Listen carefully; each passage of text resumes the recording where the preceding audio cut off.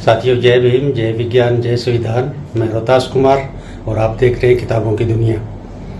आज हम जिस किताब पर बात कर रहे हैं उस किताब का नाम है मैकाले बनाम मनु। इनके लेखक है डॉक्टर विजय कुमार त्रिशरण, प्रकाशक है सम्यक प्रकाशन और इसका पहला संस्करण 2016 में आया, दूसरा संस्करण 2019 में।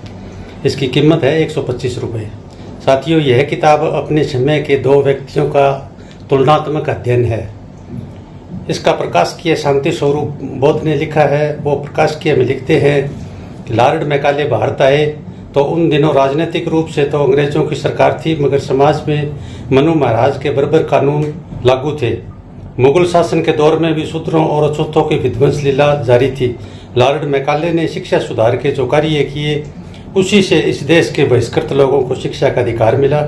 इस देश के मनुवादी लोग लॉर्ड मैकाले की आलोचना करना ही अपना कृत्य समझते हैं। इसकी भूमिका सतनाम सिंह ने लिखी है कि भारत की गुलामी ताकतों, मनुवादी ताकतों ने लॉर्ड मैकाले को एक खलनायक की तरह प्रचारित कर रखा है। अब प्रश्न यह उठता है कि लॉर्ड मैकाले की शिक्षा नीति के बल पर भारत एक विश्व शक्ति के रूप में उभर सका, उसी को एक खलनायक के रूप में क्यों प्रचारित किया गया? इस प्रश्न का उत्तर लॉर्ड मैकाले द्वारा देश में लागू की गई भारतीय दंड संहिता का मनुस्मृति से तुलनात्मक अध्ययन करने पर हमें मिल जाता है।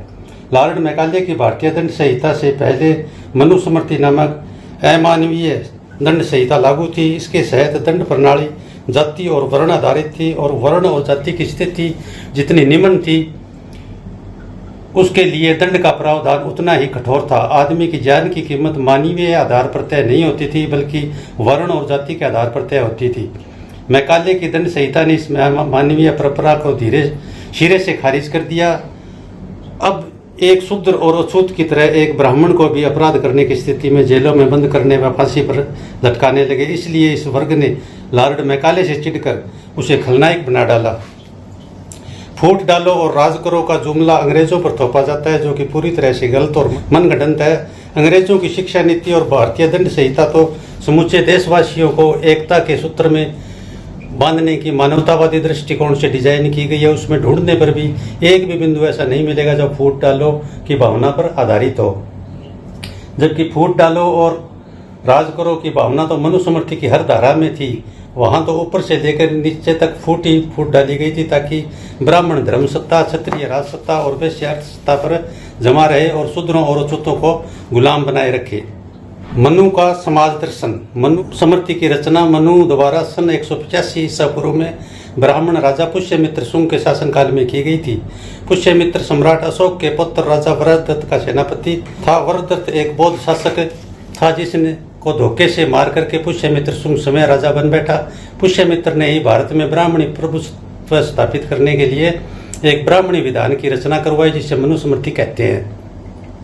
इस प्रकार सम्राट अशोक द्वारा स्थापित मैत्री, करुणा, मानवता और समानता पर आधारित सामाजिक व्यवस्था को पुष्यमित्र शुंग नष्ट कर ब्राह्मण राज स्थापित करना चाहता था, जिसका साथ दिया मनु ने। इसी मनुस्मृति की श्रेणीबद्ध विभाजन और असमानता और वर्ण व्यवस्था में पैसे में अपरिवर्तनशीलता ने भारत का बड़ा अहित किया। सर्वशक्ति एवं साधन संपन्नता के बावजूद भारत हजारों साल तक गुलाम रहा, क्योंकि हिंदुओं में कभी सौहार्द और संगठन की भावना रही ही नहीं। इस नियम से शूद्रों और अछूतों का बड़ा अहित हुआ।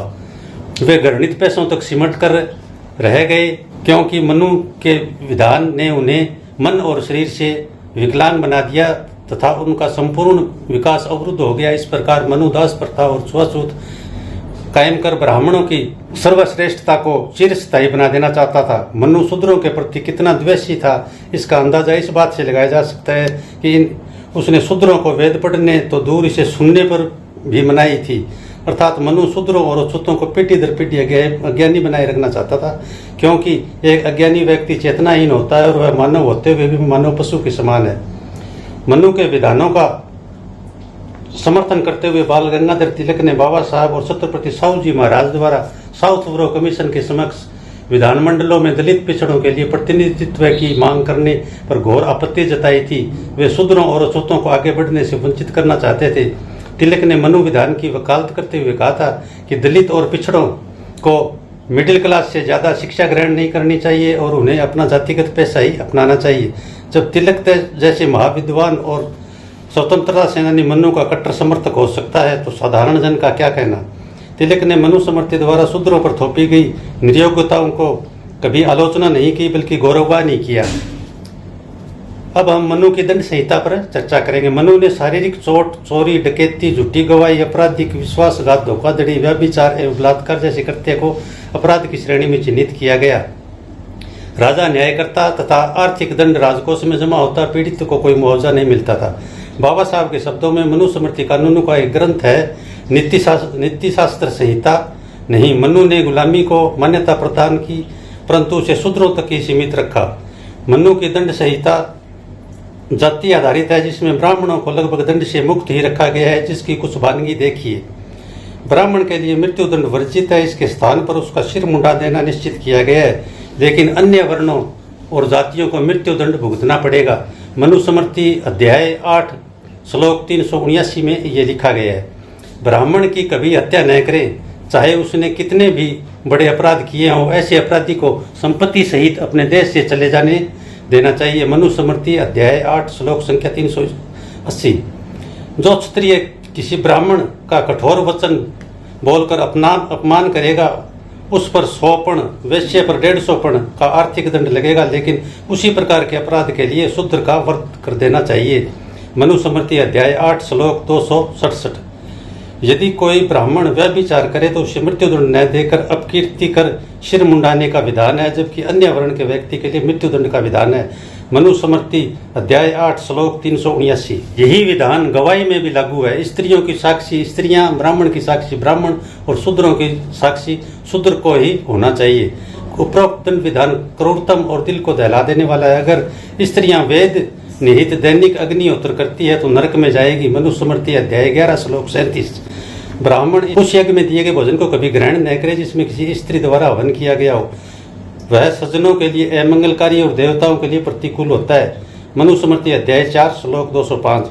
उपरोक्त उद्धरणों से स्पष्ट होता है कि मनु स्त्रियों को शूद्रों के समान ही नीच समझते थे। मनु के लिए स्त्री केवल भोगविलास की वस्तु मात्र थी तथा वह स्वतंत्र इंसान कहलाने के अधिकारी नहीं।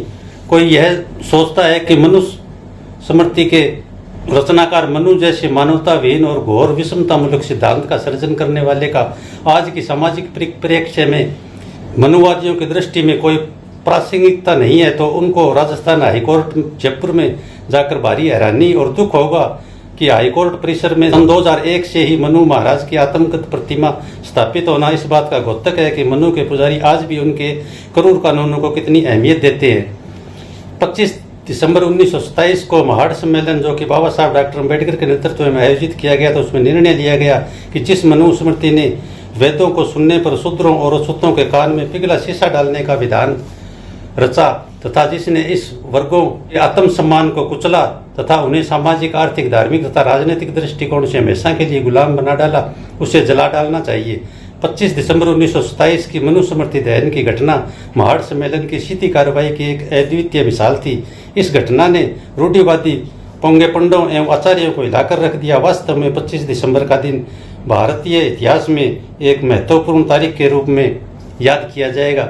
इस भाग में हमने मनु और मनुस्मृति पर चर्चा की। अगले भाग में हम लॉर्ड मैकाले और उनकी शिक्षा नीति और भारतीय दंड संहिता पर चर्चा करेंगे। धन्यवाद साथियों। आप किताबों की दुनिया यूट्यूब चैनल को लाइक करें, कमेंट करें और सब्सक्राइब करें। जय भीम, जय विज्ञान, जय सुविधा।